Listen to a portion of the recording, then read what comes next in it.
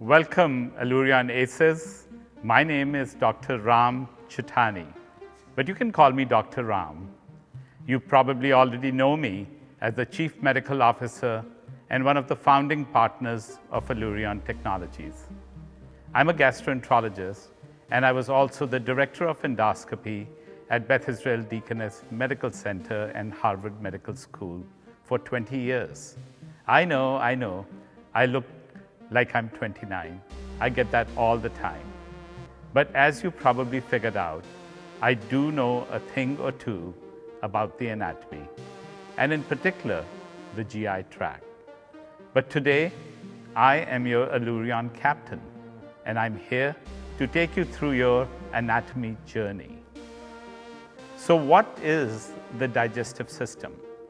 Well, the digestive system is very important because it breaks down the food that you eat into parts that are small enough for your body to absorb and nutrients and use them for energy, growth, and cell repair.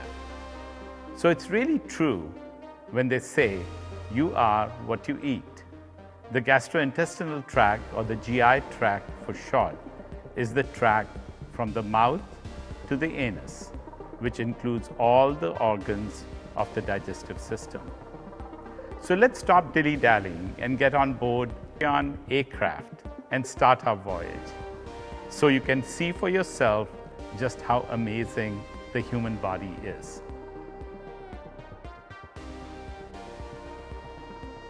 I have to do a few quick checks before we start, so you can get yourself comfortable.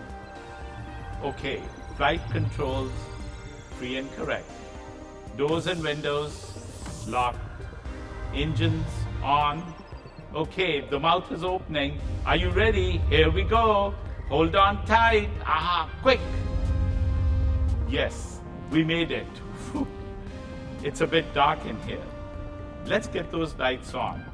Where's the switch? Oh yes, here we are. Perfect. Here we are in the oral cavity, or what most people call the mouth, where all digestive journeys begin. Let's take a look around. Here are the teeth. Yes, the teeth, which are very important in the digestion of food, because they are, of course, used for chewing. And we all know we should chew our food very well, because chewing mechanically breaks down the food. Presence of food in the mouth also stimulates saliva production. Saliva, with amylase enzyme, begins to break down the carbohydrates. And the tongue helps to arrange food pieces, or what we call the bolus, for swallowing. Now, let's make our way to the back of the mouth, where we can see the pharynx, or you may call it the throat, and is used in both respiratory and digestive systems, and receives air from the nasal cavity and air, food, and water from the oral cavity. If we go a little further to the back, yes, there it is, the upper esophageal sphincter. Now be careful, we could get sucked in any second. The upper esophageal sphincter is a barrier between the pharynx and the esophagus. It's comprised of 3 different muscle groups and typically resides at 15 centimeters from the incisors. It is controlled consciously, like when we bulge, vomit, and of course, swallow. Speaking of swallowing, it looks like that's about to happen. Hold on, everybody. It's so dark. Put lights on. Yes, we made it into the esophagus. The esophagus is a hollow muscular tube which transports food to the stomach via peristalsis, made of circular and longitudinal muscle, and depends on the person, can be between 18 or 26 centimeters in length. This seems to be a pretty long one, so that gives me more time to explain to you how it works. Esophageal peristalsis is a motion that is caused by the inner circular muscles contracting and pushing the food bolus down the esophagus into the stomach, just like it's doing to us right now. Can you see it move? At the same time, the outer longitudinal muscle in the outside of the esophagus shortens the esophagus to complete the peristaltic wave. It's kind of like the wave when you are sitting in a sports stadium. It's, isn't it? Finally, we are at the end. Here, you can see the lower esophageal sphincter. It's actually not a true sphincter. Thickening of the muscle is augmented by extrinsic components. Swallowing triggers transient lower esophageal relaxations, which is an involuntary action and allows the passage of bolus from the esophagus into the stomach. We need to squeeze through that to enter the stomach. This valve also prevents the food and liquid from returning into the esophagus. Okay, this is the big one. Hold on, guys, and get ready for a big splash. Woo! Is everyone okay? Good. We don't want to lose anyone before we even begin. Wow, look around. We made it. We are in the stomach. Isn't it amazing? The very upper part of the stomach we are in is called the cardia. It's the junction area between the lower esophagus and the stomach. The cardia forms a fold which prevents food and liquid from rising back up into the esophagus. If you look from above, we can see the fundus. So we are here in the proximal stomach. It is composed of the fundus, which you can see look above, and the upper body. This part of the stomach we are currently in shows low frequency and sustained contraction. Those are responsible for generating a basal pressure in the stomach. These contractions also generate a pressure gradient from the stomach to the small intestine, and this is how gastric emptying happens. When we swallow food, the gastric distension inhibits these contractions. The stomach then distends and forms a large reservoir without changing existing pressure. It is called adaptive relaxation. The body forms the upper majority of the familiar kidney bean-shaped portion of the stomach organ. It is within the body that food is physically and chemically broken down. It contains hydrochloric acid, which are responsible for some of the chemical digestion of the foods. The greater curvature is the outside part of the stomach, while the lesser curvature is about 4 to 5 times smaller than the greater curvature. Its most inferior part shows an angular notch, indicating the junction of the body and the antrum. Look at the gastric folds or rugae that line the stomach. They are coiled sections of tissue that provide elasticity so that the stomach can expand when the food enters. 3 layers of smooth muscles are present, and they allow the stomach to grind, crush, and mix the ingested food, hence liquefying it to form what is called the chyme. It also forces the chyme through the pyloric canal. We are floating in the gastric juices. You wouldn't want to take a swim in it, would you? It's made up of hydrochloric acid, which breaks down the food and the digestive enzymes, which split up the proteins, some other substances that are also important for absorbing the nutrients. Ooh. Don't worry, everyone. We just hit a big piece of food. That's a big piece. Someone hasn't been chewing the food properly.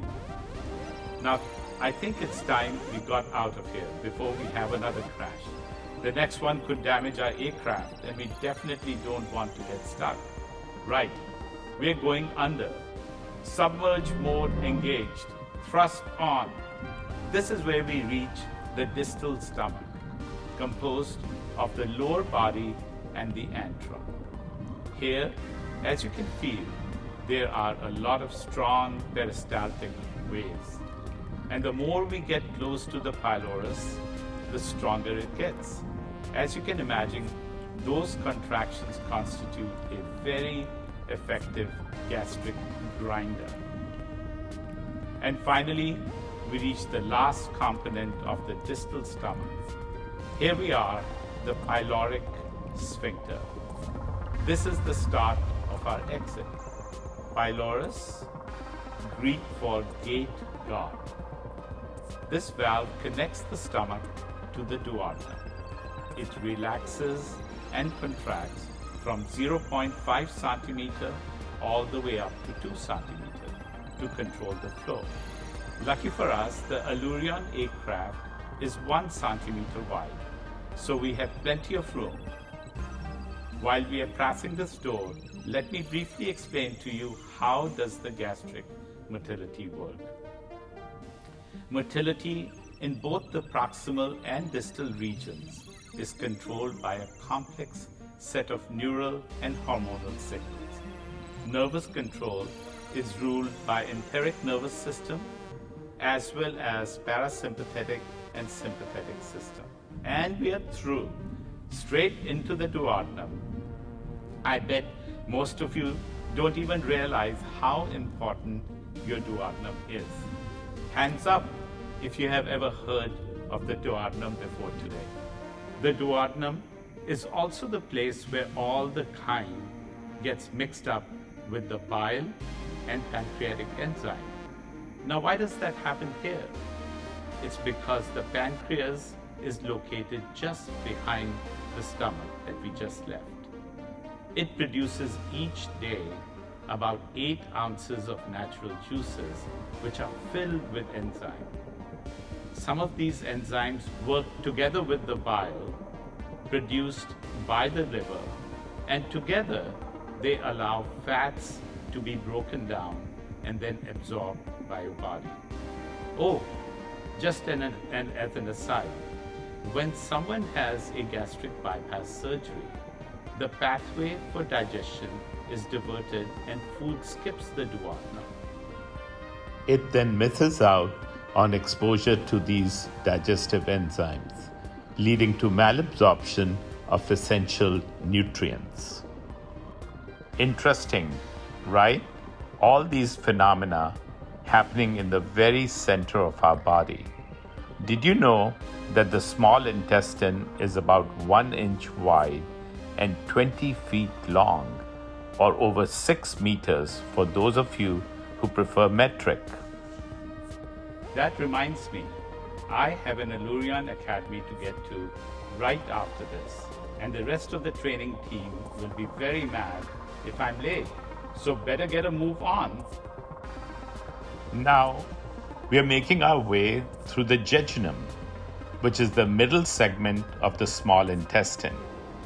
Most nutrients in food are absorbed here before being passed on to the final part of the small intestine, the ileum. And yes, through the ileum and directly into the final section of our GI tract journey, the large intestine. It has a few different names. You can also call this the large bowel or the colon, whichever you prefer.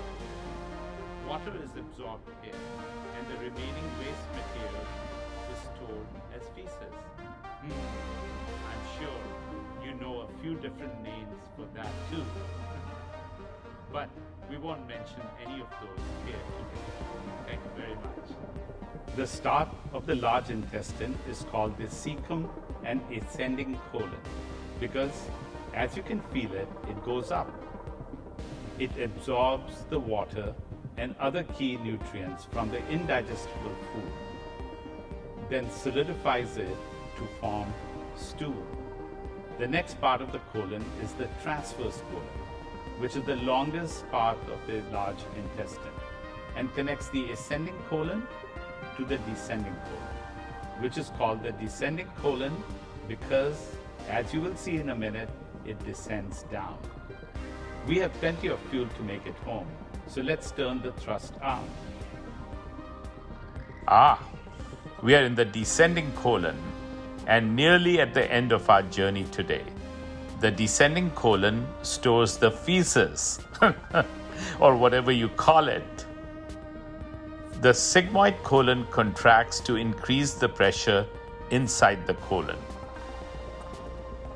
causing the stool to move into the rectum. The rectum holds the stool, which luckily for us, today is empty and all clear, and finally is moved by defecation out through the anus, just like what we are about to go through now. Whoa, whoa, whoa! This is going to be a big fall. Everybody hold on tight.